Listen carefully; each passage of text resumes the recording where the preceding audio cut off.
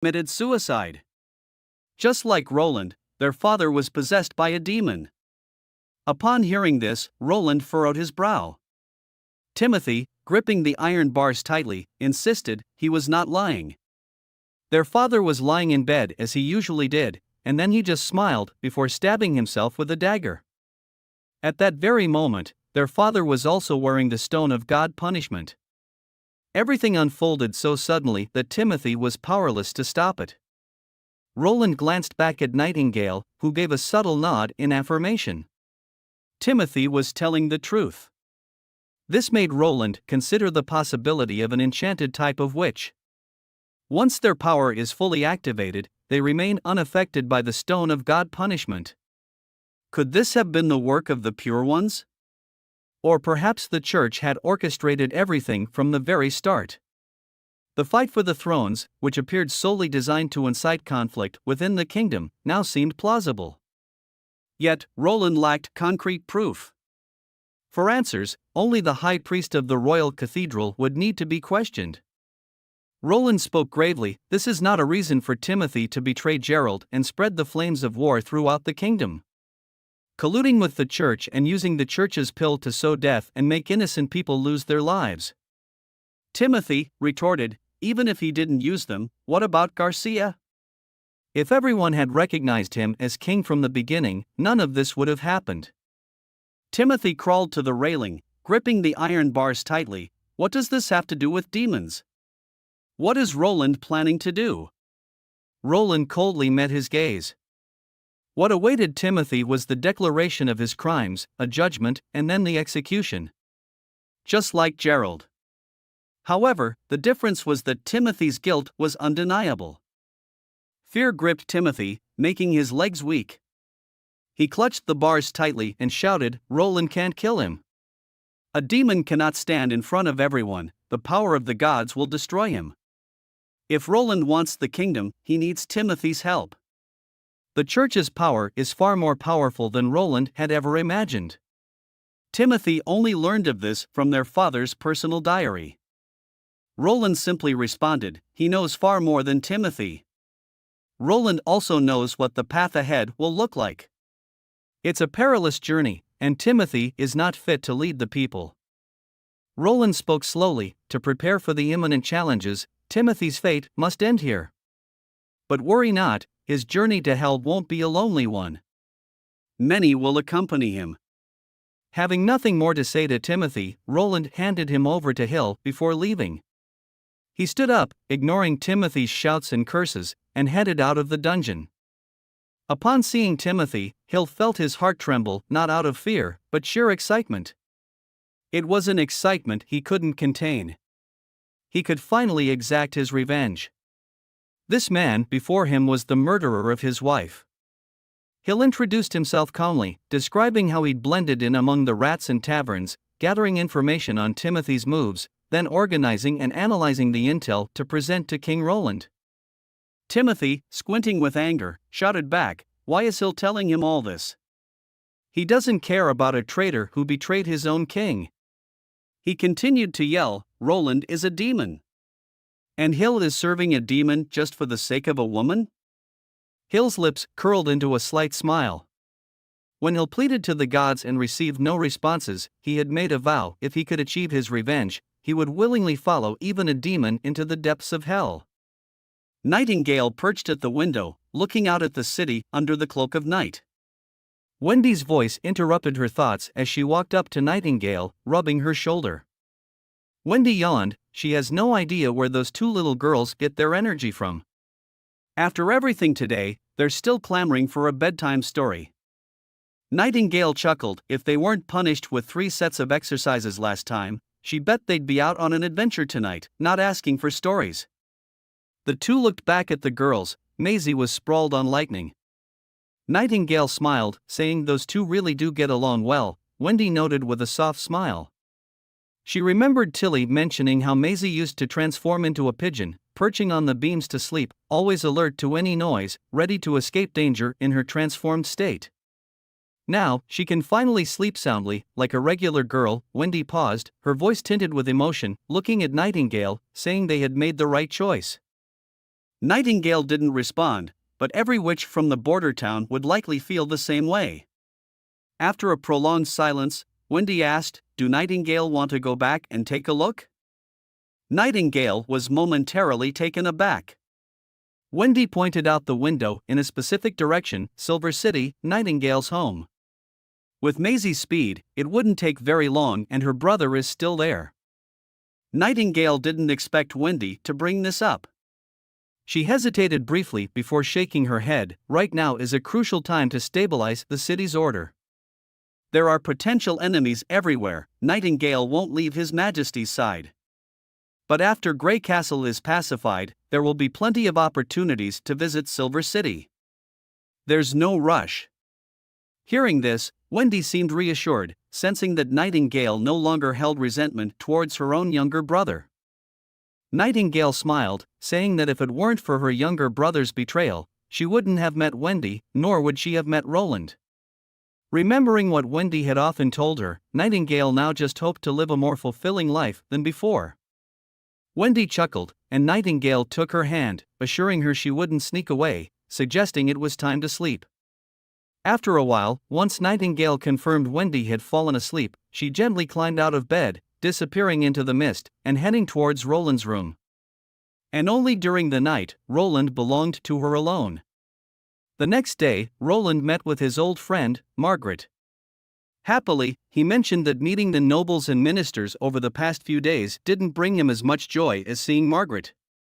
He reassured her that the place was very safe and there were no outsiders, asking if she had anything confidential to discuss with him. Margaret said she was entrusted by someone to relay a message to King Roland alone. Lord Thunder wishes to meet with Roland.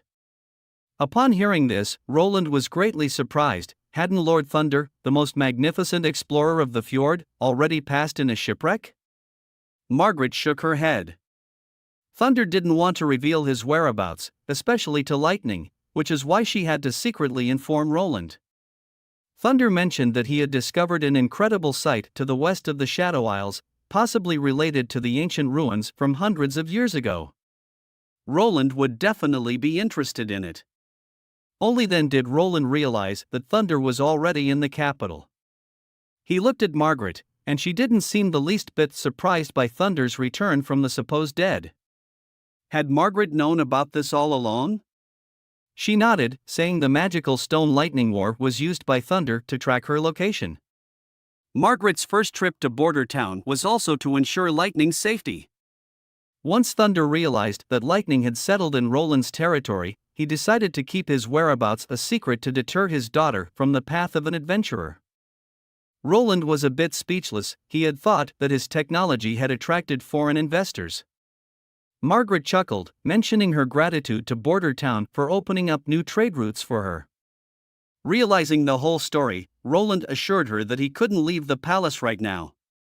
If Thunder wished to see him, Margaret could bring him to the palace any time, promising he wouldn't reveal anything to Lightning. Margaret expressed her gratitude and bowed, promising a swift reply. As she left, Roland's guards reported that a noble, claiming to be an old friend of King Roland, was causing a commotion outside, insisting on entering the palace. This news took Roland by surprise. He inquired about the name of the visitor, and the guards replied, "His name is Sir York." Roland almost choked on his tea.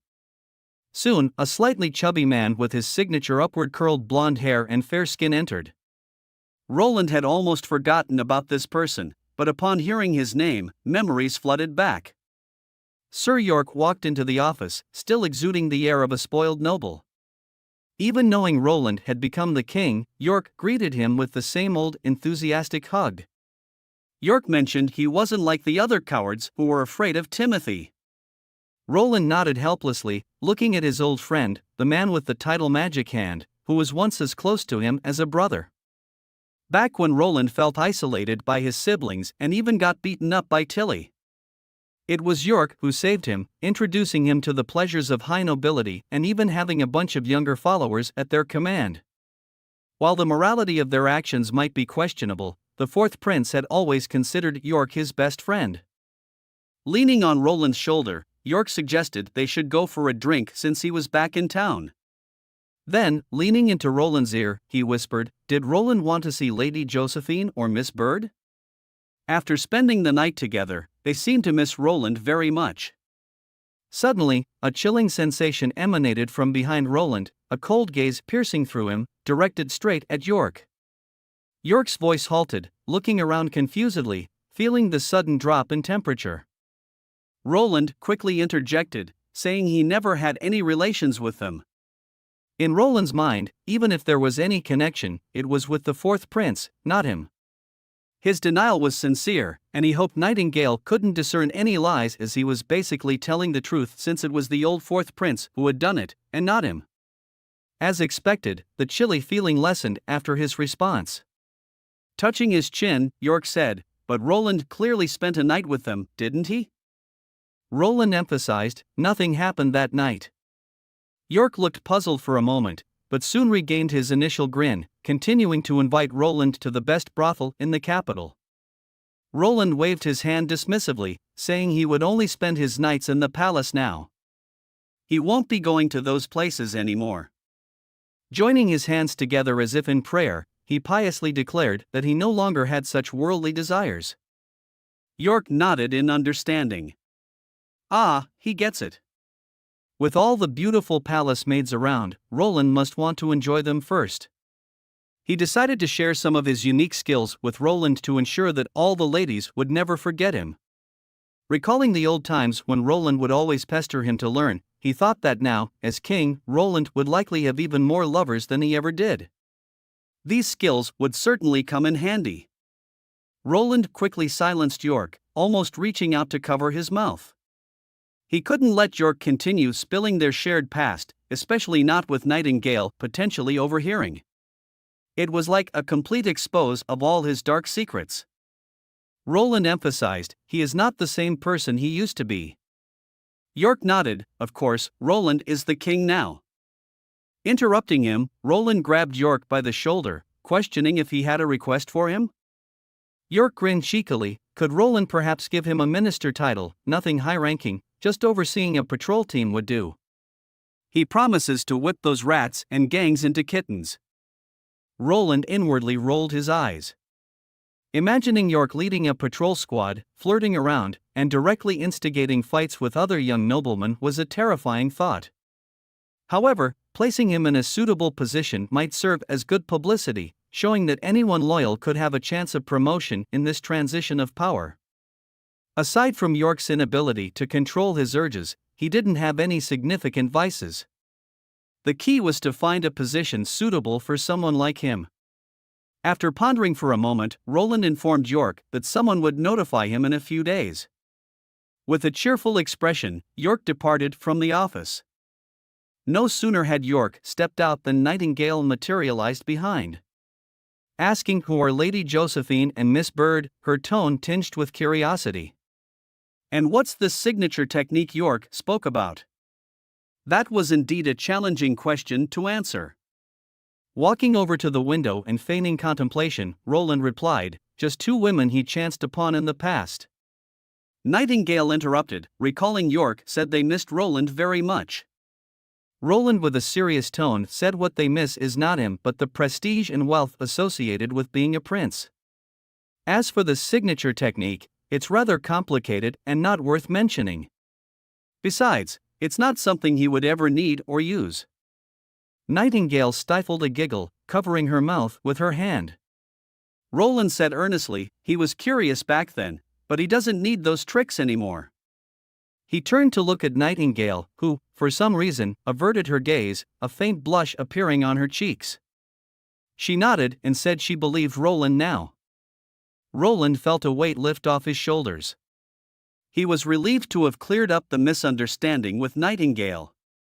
Now, his attention shifted to the explorer from the fjord, Thunder. Wrapped head to toe with only his eyes exposed, Thunder moved silently into the palace. Once inside, he removed his heavy cloak and scarf, offering a bow in respect. "It's an honor to meet your majesty, Roland," Thunder continued. And thanked Roland for taking care of Lightning. Roland smiled, responded, and he thanks Thunder for his care for Tilly. After she moved to the slumbering isle, she often mentioned the help she received from Thunder. Thunder then delved into the details of his astonishing discoveries, which left Roland dumbstruck. Water forming solid platforms, defying gravity? Thunder expressed his desire to have a steamship built, one that didn't rely on sails and was extremely fast. After taking a moment to process the information, Roland responded, "This isn't about money. He will produce the ship for free and employ the best technology he has." Thunder looked slightly taken aback, but before he could voice his thoughts, Roland cut him off. This isn't just about Thunder's personal endeavor anymore. To explore the unknown, to uncover the world's mysteries, holds as much significance as altering the destiny of mankind. Roland fully supports Thunder's explorations, and all Roland asks in return is that Thunder shares any new discoveries with him immediately. They further discussed logistics and plans. After the lengthy conversation, Thunder, once again enveloped in his cloak, took his leave. Reflecting on the groundbreaking discoveries Thunder had shared, Roland felt a deep, lingering sensation. It seemed the answers to the world's mysteries might be far more profound than he'd ever imagined. Nightingale, observing Roland's deep contemplation, approached with concern. "What's troubling Roland?" she inquired. Roland shook his head, exhaling a long breath. "Just some unsettling feelings," he admitted. Roland asked Nightingale if she had ever heard of elves, creatures with pointed ears, similar in stature to humans but more graceful, agile, and can live a long life, usually dwelling within forests. Nightingale shook her head in response. Roland mentioned that he had come across these fictional beings in a storybook.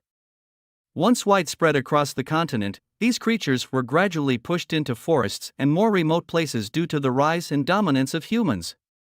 Despite their intelligence, the elves were outnumbered. Facing armies hundreds of times their size, they had little resistance. Trapped in secluded areas, they began to lag, both culturally and technologically, to the point where humans surpassed them. Eventually, these once mighty beings were reduced to mere pets. Nightingale slowly realized the parallels between the elves and their current situation. As a human, Roland had always overlooked this perspective. The chilling realization dawned upon him: in the present situation, it was humanity that was the minority, outnumbered and cornered to a small portion of the continent by the demonic forces. The vast world outside remained unknown to them. This revelation further solidified Roland's resolve to support Thunder's exploration. If they didn't broaden their perspective and actively learn about their position in the world, they might suffer the same fate as the elves in the story. 2 divine wars had already consumed nearly 1,000 years. Roland hoped this was not too late. A young girl watched Soraya work and excitedly commented that Soraya had finished drawing all the materials for so many bicycle inner tubes just in one morning. Jill, being among the first batch of graduates, had now become Soraya's assistant in the bicycle factory. The first batch of bicycles would soon be completed, and as workers of the factory, they would receive the first batch of benefits. Jill happily mentioned that she would soon have her own bicycle. After finishing her work, Soraya left the factory. A morning's work had consumed a third of her magic power. Reflecting back to a year ago, she realized that such an amount of work would have completely exhausted her. But she was delighted now, recognizing that training genuinely enhanced her abilities. Soraya rode her bicycle towards the backyard of the North Slope mine. Both Lucia and Anna, hearing her footsteps, looked up and greeted her with radiant smiles. They waved to her, and Lily and Rem also came holding afternoon tea and a deck of cards. Time always flies when playing cards. The afternoon passed in the blink of an eye. After dinner, Scroll announced some unexpected news. That night's lesson was cancelled and replaced by an echo ability test. The only non-witch in the hall, Ling, raised her hand to ask how they should proceed. Scroll smiled and replied that all they had to do was listen intently. Agatha stood up, saying if there was no lesson, she'd go back to her room. Scroll shook her head, explaining that the reason for this test was because of Agatha. Everyone's gazes turned to Agatha, including Soraya's, and were fixed on her. Seeing the dark circles under her eyes, Scroll commented that Agatha was pushing herself too hard, consuming her magical power to its limit every day, which the body couldn't withstand. Agatha retorted that in Takira, high-ranking witches always did this. People hadn't realized the brutality of the divine war. Unless one side was utterly defeated, it wouldn't cease. If, 400 years ago, the Federation could find a path that might lead to victory, she believed they'd be willing to sacrifice everything, even if it meant sacrificing their lives. Scroll spoke softly, but His Highness also said that pushing oneself relentlessly can lead to decreased efficiency. A balance between work and rest is the best approach, be it in studying or working. Scroll has conveyed Agatha's situation to Roland, and this test is an attempt at addressing it. They aim to test the revitalizing ability of Echo. Everyone was surprised and thought the Echo could heal the injured just like manhwa. Scroll shook her head, saying she didn't know anything about it and clarifying that it was the prince's idea. Echo seemed a bit nervous as everyone instinctively held their breath, waiting for her to showcase her ability. Gentle music began to play, echoing like a serene spring in everyone's ears. For a moment, Soraya felt as if everything around her had transformed. It was as if she was enveloped in a warm spring. All the witches felt the same, their bodies completely relaxed, basking in the incredibly soothing sensation of the spring water. When the singing ended, it took Soraya a long time to slowly open her eyes. Without anyone explaining, she understood the meaning of the word revival as Scroll had described. Her inner magic hadn't increased, but the day's fatigue seemed to have vanished. She felt rejuvenated as if she had awoken from a deep slumber. The royal capital was once again bathed in clear skies with the sun shining brilliantly. It was the perfect day for a public execution. After nearly a week of gathering evidence, the treachery of the church in colluding with Timothy to assassinate the king and seize the throne was laid bare for all to see. Not a single person involved in the release of the plague was spared, as the entire church in the capital was uprooted. Nightingale, standing by the window, asks if Roland is going to watch the execution. Without even lifting his head, Roland replied that he trusted Axe and Tassa to handle everything. They have more important matters to attend to. A letter had already been sent to the city of Neverwinter. He believed that Barov would soon arrive to help him manage the nobles. Kyle would also be here to present his research findings to the Alchemist Association in the royal capital. The moment York stepped into the study, he blurted out, "Your Majesty really executed those charlatans responsible for the plague." York praised Roland by saying the people in the square are all singing Roland's praises, saying it was Roland who saved them 6 months ago. Roland chuckled. This was all part of the narrative spun by the rats that Tassa had prepared. It resonated with the rescue of the refugees 6 months ago, surely making for effective propaganda. As for the unanimous praises, it was probably just York being flattering.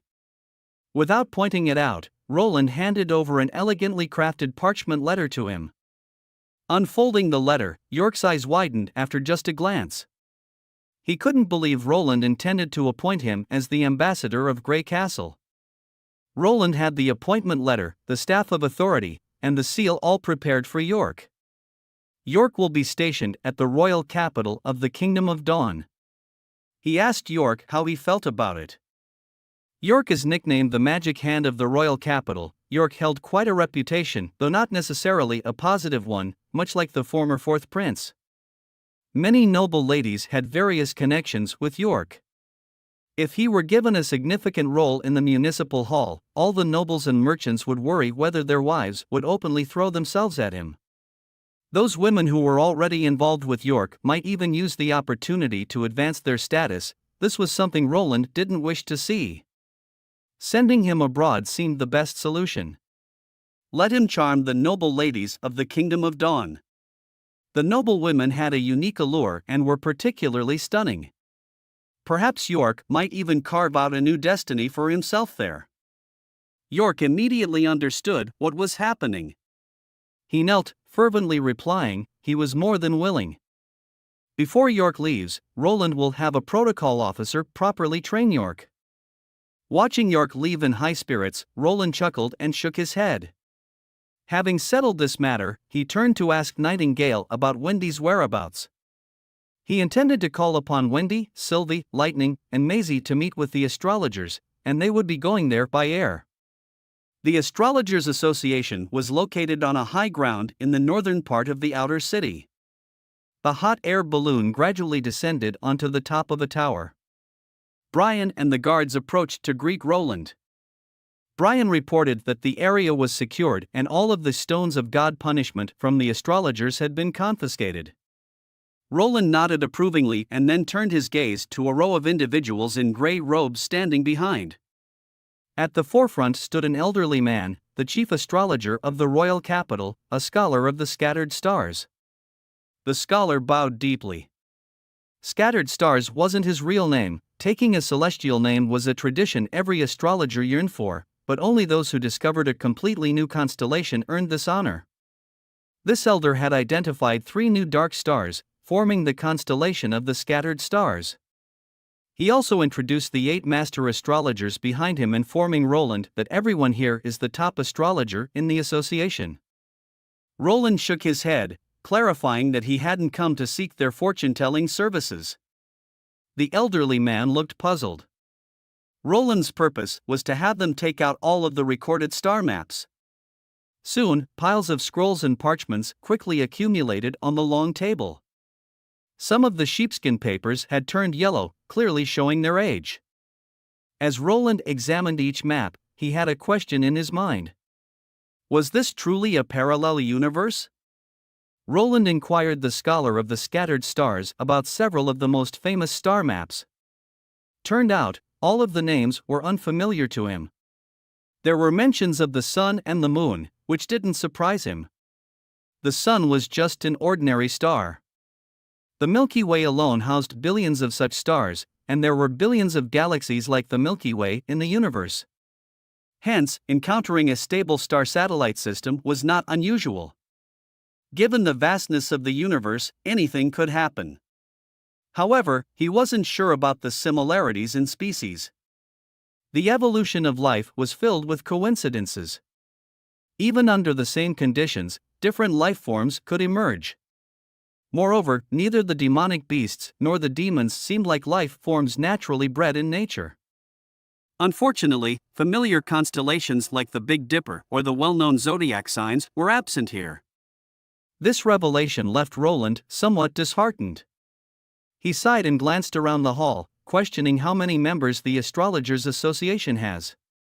The scholar of the scattered stars responded, "There are 9 astrologers, 156 apprentices, and 67 laborers and craftsmen." After listening, Roland announced his intention to shut down the observatory and instructed everyone to pack up and accompany him back to the city of Neverwinter. This statement caused everyone to be shocked. Standing up, Roland doesn't believe in fortune-telling, only in his own choices. As the king of Grey Castle, he has the authority to close this place. In the Western Territory, they will learn the true knowledge of the stars, rather than perceiving them as nebulous tracks of fate. The chief astrologer rose slowly and said, "Respected His Majesty," telling Roland that he cannot do this. At all times, they must observe the stars, undisturbed by other matters. This very command comes from Roland's ancestors. Roland was taken aback and noticed the surprised expressions of the crowd. Roland questioned who can say for certain if what the chief astrologer claiming is true.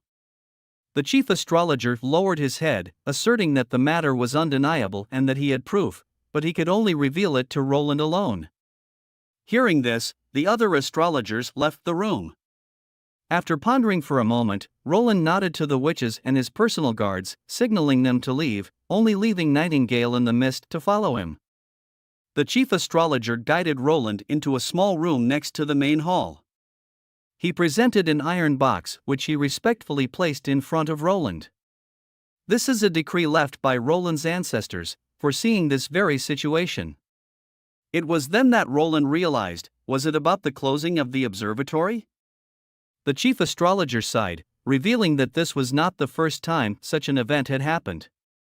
Even though astrology, together with alchemy, was considered the study of sages, they weren't held in equal regard. Alchemical products brought substantial revenue to the kingdom, whereas the astrologers had to spend vast sums of gold on high-quality crystals and craftsmen annually, producing little to none in return. To prevent future heirs from dissolving the Astrologers' Association to save costs, Roland's ancestor inscribed his wishes, mandating that no one should oppose it. Upon opening the box, Roland found stacks of gold sheets.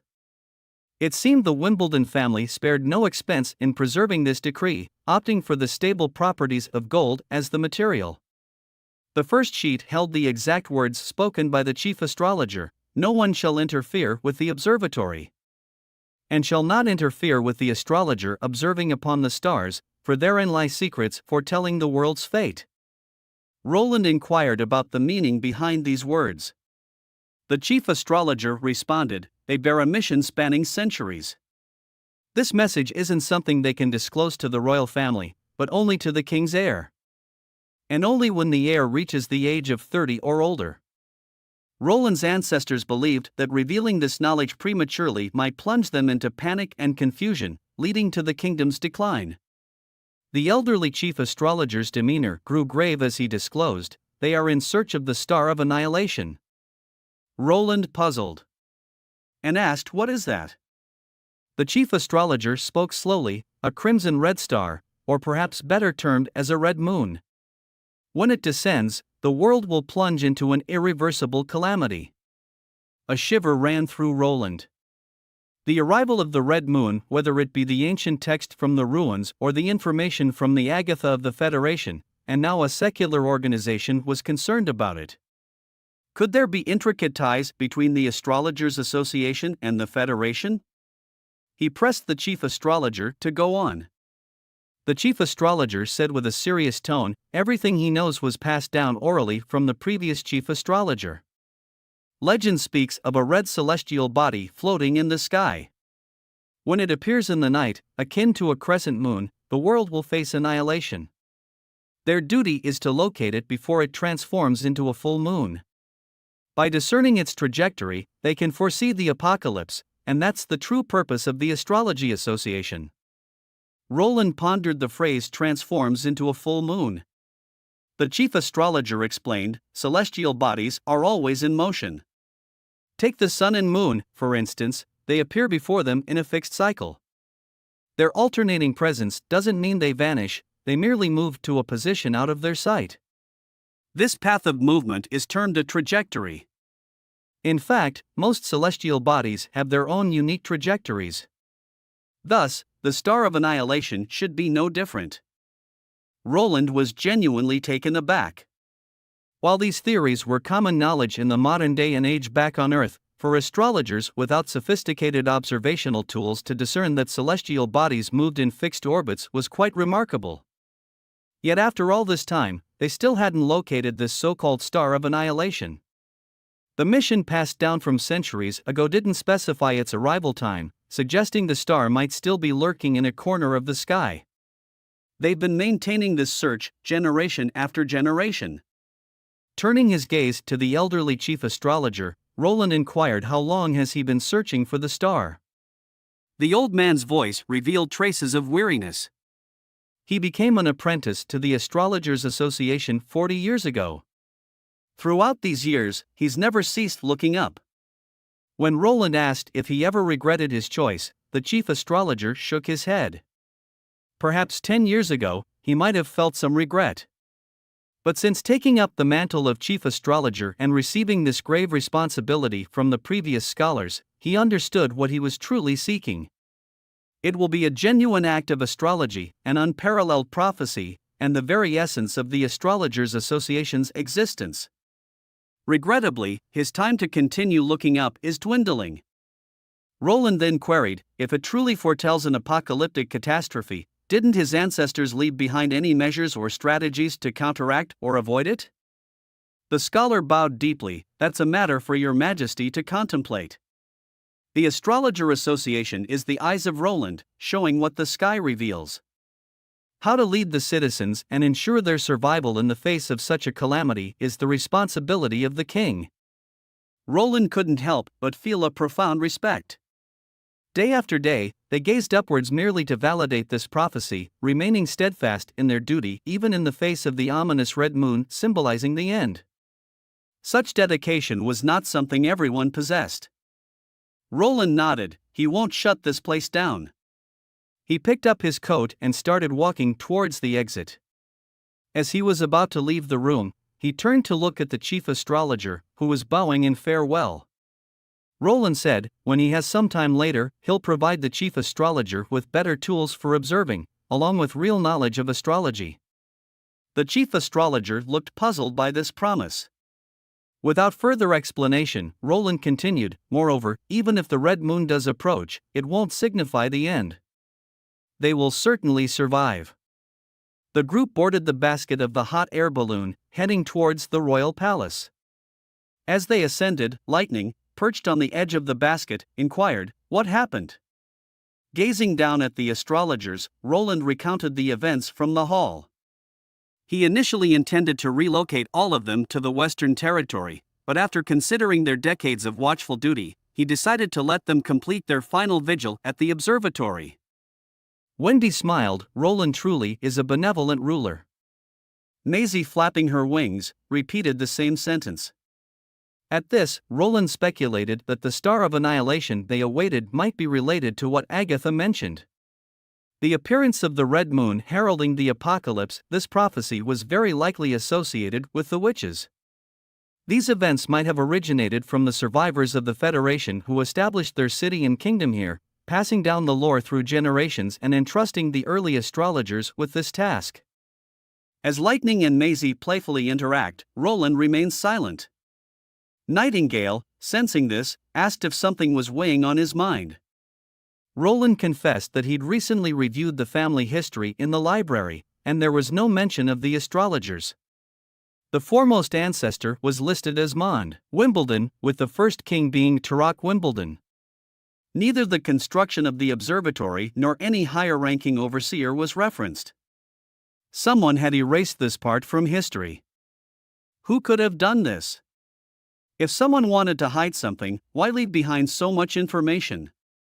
As an heir, one couldn't possibly be unaware of the true purpose of the observatory. What exactly happened with the Wimbledon family for centuries ago? In a mansion. Duke Calvin Cond stood up in disbelief, looking at the messenger before him. A cup on the table was thrown onto the ground, the cup shattering with a crisp sound. The messenger, with a grave face, relayed, he saw it all with his own eyes. The rebel prince, Roland, took the royal capital in just a day, and King Timothy has been captured. How is that possible? Murmured Calvin. That's the royal capital they are talking about. The massive, 50-foot-tall blue marble walls, thousands of guards and knights, with tons of the best trebuchets, and the snow powder. No force, even numbering in the tens of thousands, could breach it within a day. The messenger's voice trembled as he remembered the powerful weapons Roland wielded. Not even the knights, after consuming the church's pill, could halt their advance. Calvin's mind went blank, consumed by a singular thought: everything is over. Just over a week ago, he had received a command from Timothy, requesting him to send troops to aid the royal capital. As the newly ennobled Duke of the Northern Territories, he naturally had to respond.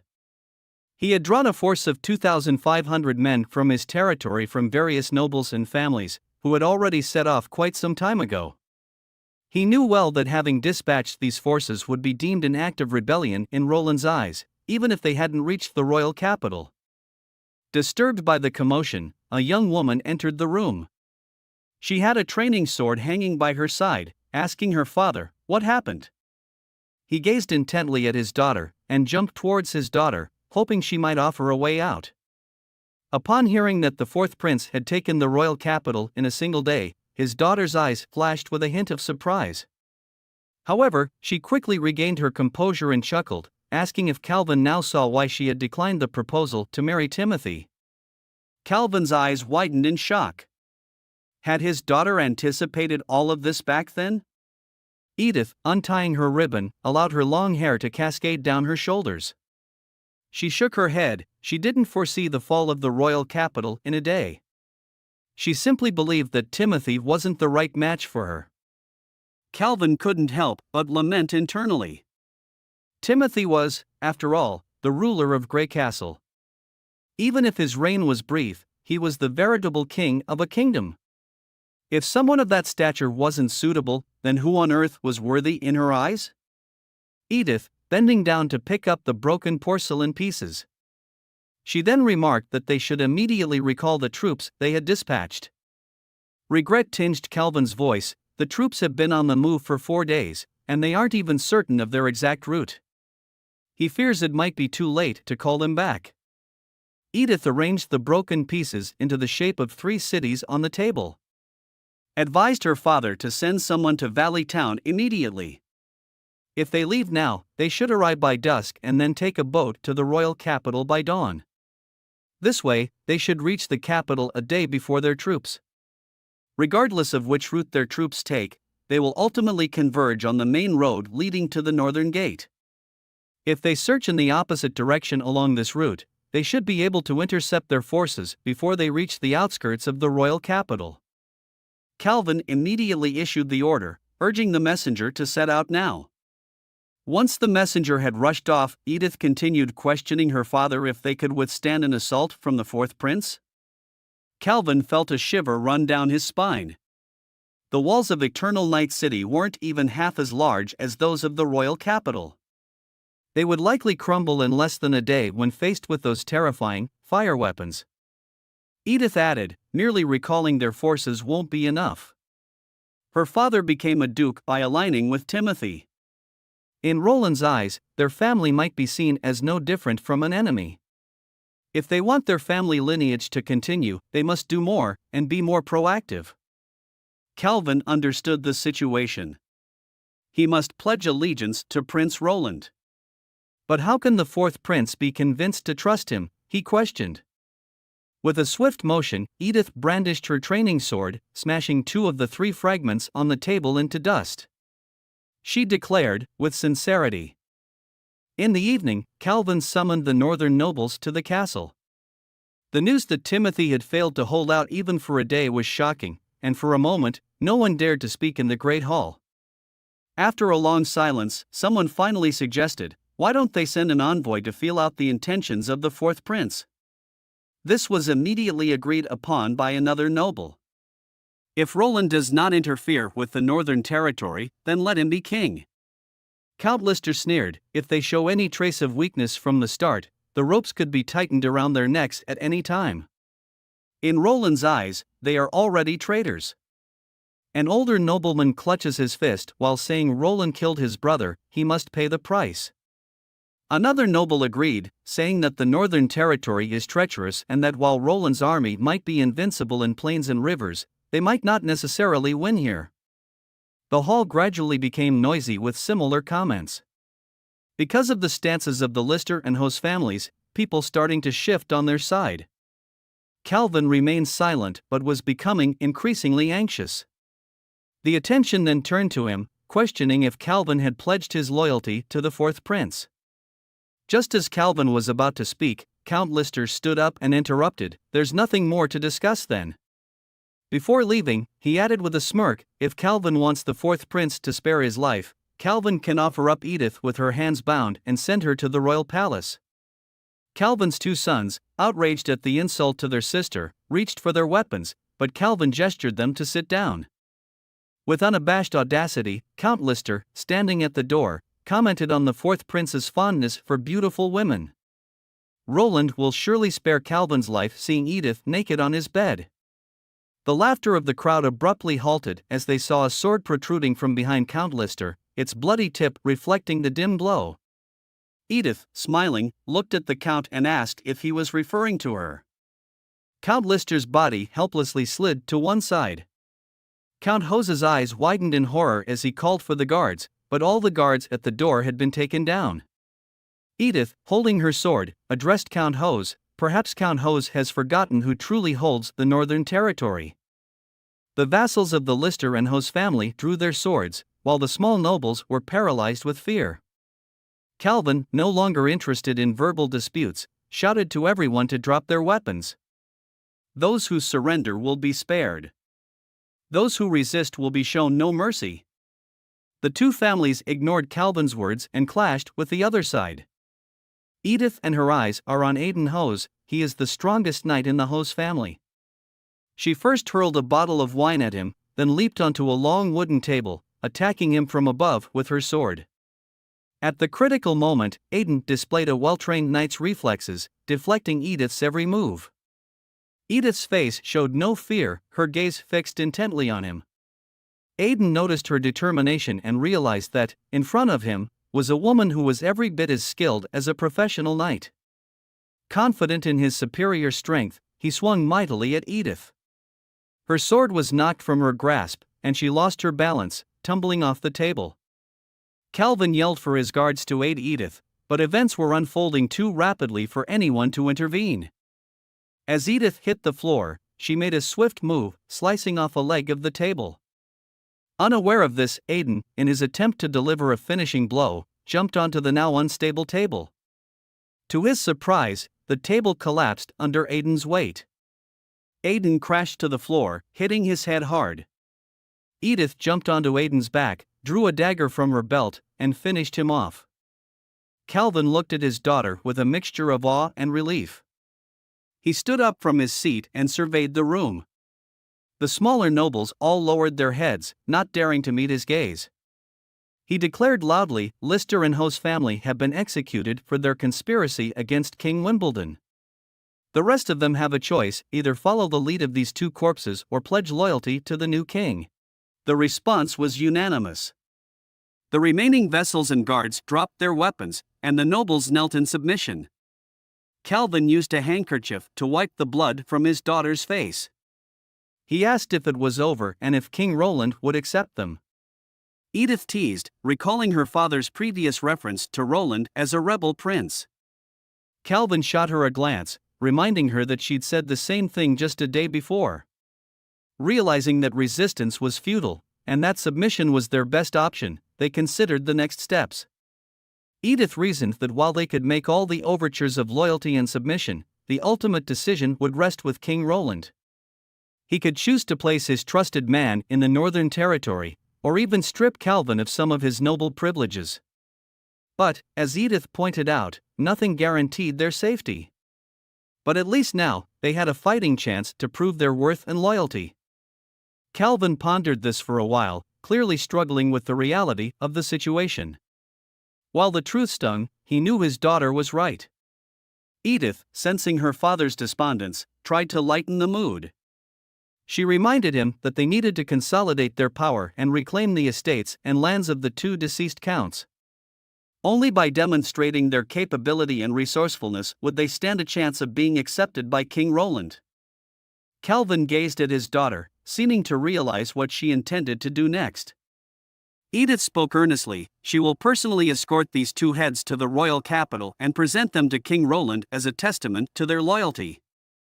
She wants to be the envoy for her father." Barav stared at the tall and blue city wall. After a year and a half, he had finally returned to the royal capital. The cement ship slowly docked, and Barav, accompanied by Kyle, traversed the familiar streets to enter the royal palace. Barav was filled with overwhelming excitement. The fourth prince had defeated Timothy as expected and did so cleanly and decisively. Once again, it proved that no one could withstand the mighty army of the Western Territory Lord. And now, Roland had finally become the king. Upon arriving at the study, Barav, with a heart full of emotion, knelt on one knee and exclaimed loudly, "Your Majesty." But when he learned that Roland had not yet been officially crowned and proclaimed the rest of the kingdom, Barav grew anxious. After consulting the ministers, Roland discovered that a complete coronation ceremony would take several months to prepare. Invitations would have to be sent to the church and the other three kingdoms, and only after their envoys arrived could the ceremony begin. Even excluding the church, Kingdom of Eternal Winter, and Wolfheart Kingdom now, just getting in touch with the Kingdom of Dawn would take more than a month. This would seriously hinder the objectives of the spring offensive. At this point, there wasn't much Barav could say. Roland then turned to Kyle, hoping he could recruit talent from the royal capital's Alchemist Association. With a smile, he asked Kyle if his chief alchemist would have a way to persuade the alchemists of the royal capital. Kyle laughed and said, "Of course." Recent events in the royal capital made royal capital's chief alchemist Bernard increasingly uneasy. Although the capital had gradually returned to calm, the fourth prince had yet to visit the Alchemist Association. Instead, he went to the astral observatory first. This seemed to be an ominous sign. Suddenly, a disciple rushed to the chief, shouting, "His Majesty is here." Suddenly, everyone's gaze turned to the disciple. The disciple pointed to the sky and said, "From above." A huge hot air balloon descended, landing in the center of the Alchemist Association. An alchemist standing beside Bernard remarked, "This must be the device the fourth prince used to travel to the astral observatory." Bernard whispered, gripping the person's arm, telling him it's fine for them to call him the prince in private, but they should show proper respect during the formal introduction. As the basket touched the ground, Roland, Kyle, and Nightingale stepped out. Led by the three chief alchemists, all the alchemists bowed in unison to welcome Roland's arrival. Roland smiled, recalling tales from his childhood about the renowned Alchemist Association. Whether it was crystal glass or perfume, their alchemical products were highly sought after, even exported to the far as the fjords, bringing substantial profits to Grey Castle.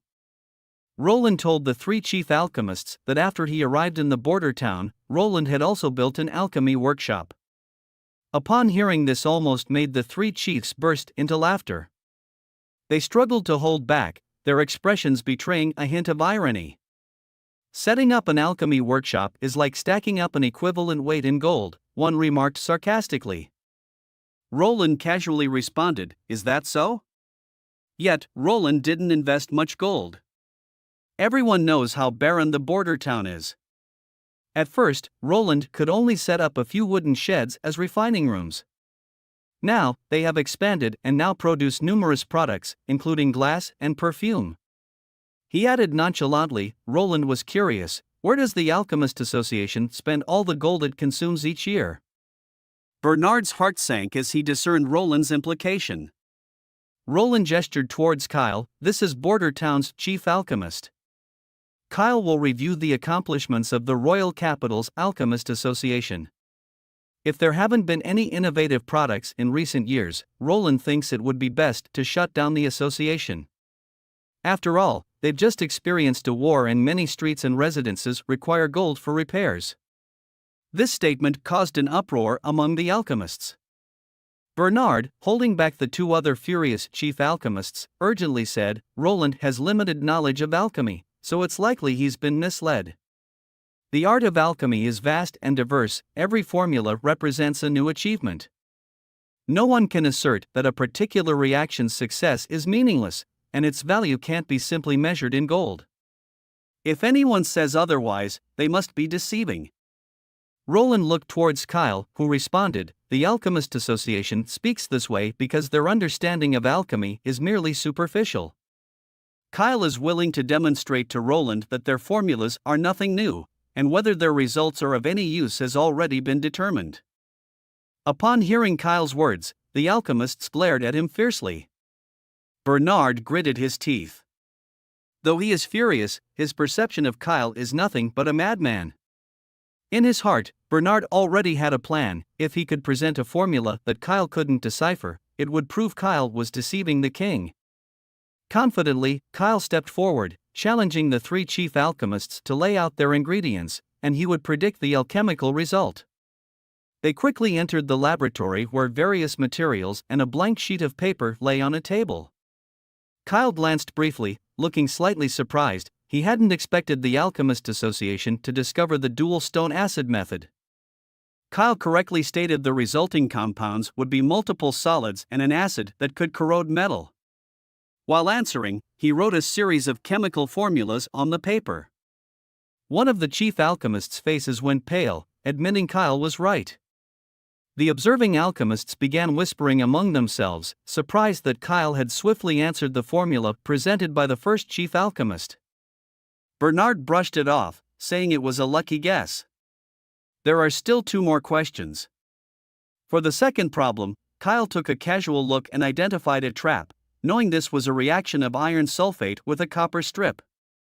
He stated that if the acid content is too low, the reaction can't proceed. If the concentration is high, heating it will turn the liquid blue, and bubbles will rise. Kyle picked up the bottle, shaking it slightly. He observed the white solid submerged in water, remarking, "This substance is quite rare. If left exposed to the air, it can spontaneously ignite, producing white smoke and leaving behind a white solid." Bernard was completely stunned. The number of people who have seen the solid probably doesn't exceed 10. He never imagined Kyle would know about it. The crowd was instantly abuzz. Everyone began bombarding Kyle with questions. To Bernard's surprise, the atmosphere in the hall shifted rapidly. Alchemists' anger transitioned to seeking guidance, and their attitude became markedly more respectful. It was then Bernard realized that Kyle was seen as one of the chief alchemists in everyone's eyes. A bald chief alchemist in the crowd banged hard on a table, silencing everyone. Saying, "These are merely formulas that the Alchemist Association has long understood," he declared loudly. If Kyle truly knows all the formulas like the back of his hand, then present one that none of them have ever seen. Perhaps, the ultimate pursuit of alchemy? The alchemists present felt such a feat was impossible. But to everyone's disbelief, Kyle's lips curled into a slight smile. Under the scrutinizing gaze of the Alchemist Association members, Kyle confidently said, "If they simply want to see turning stone into gold?" Of course. A chief alchemist turned to Kyle, stuttering, "Have Kyle really refined the philosopher's stone?" The hall went dead silent, an answer everyone was eager to hear. Kyle shook his head. "The so-called philosopher's stone, as legend has it among alchemists, can transform into any substance." He smirked, "Is just a fabrication by ancient alchemists seeking shortcuts. What Kyle is about to show them is the true mystery of the world." He took out a glass tube from his pouch, displaying it grandly. He asked a young man nearby for a cup of clean water. Murmurs filled the room. They all recognized the tube's transparent, flawless hue, identifying it as high-quality crystal glass. Kyle took a block of melantorite from the table and smashed one end of the tube into shards, eliciting gasps of regret from the onlookers. They can't believe that Kyle would just break that high-quality crystal glass like that. He then requested 2 lead rods. One of the chiefs interrupted Kyle, asserting that since it's an alchemical reaction, it wouldn't matter who performed it, suggesting there might be some street performer trickery at play. They should proceed with caution. Kyle, unfazed, merely smiled, agreeing that the final step, whether done by an alchemist or an apprentice, would yield the same result. Bernard volunteered to proceed. Kyle instructed Bernard to wear gloves and a face shield. Holding a rod, Bernard carefully placed it in the cup. To his astonishment, a golden hue appeared on the surface of the lead rod. His hands trembled uncontrollably. Someone yelled out, "That's gold!" The bald chief in disbelief said, "It could be just copper. Kyle can't possibly know the method to transmute metals into gold. Otherwise, Kyle could have bought the entire Grey Castle with unlimited gold, instead of merely being the chief alchemist for a border town lord." Kyle shook his head. He chose this path not for gold or wealth, but for understanding this world. If anyone believes otherwise, they can conduct their own experiments. Surely the chief alchemists of the royal capital can distinguish between copper and gold? Yet the subsequent verification revealed no surprises. The golden strands from the lead rod were scraped off, placed in a dish, and melted over a flame, coalescing into a lump. Clearly, it wasn't copper, it was genuine gold. A sense of familiarity struck Bernard as he looked at Kyle. Memories from 30 years ago overlapped with the figure knelt before him. A young Kyle had been rejected by Bernard from joining the Royal Capital's Alchemist Association. Kyle later returned to Crimson Water City to continue his research, discovering his second alchemical formula only when he turned 30. 6 years later, he became the chief alchemist of Crimson Water City. Throughout this time, Kyle always saw the Royal Capital's Alchemist Association as a competitor, even though they never regarded Crimson Water City's Alchemist Association as a threat. It was Roland, from the remote border town, who eventually reached out to Kyle, opening new doors for him. As the apprentices swarmed around Kyle, bombarding him with questions about the real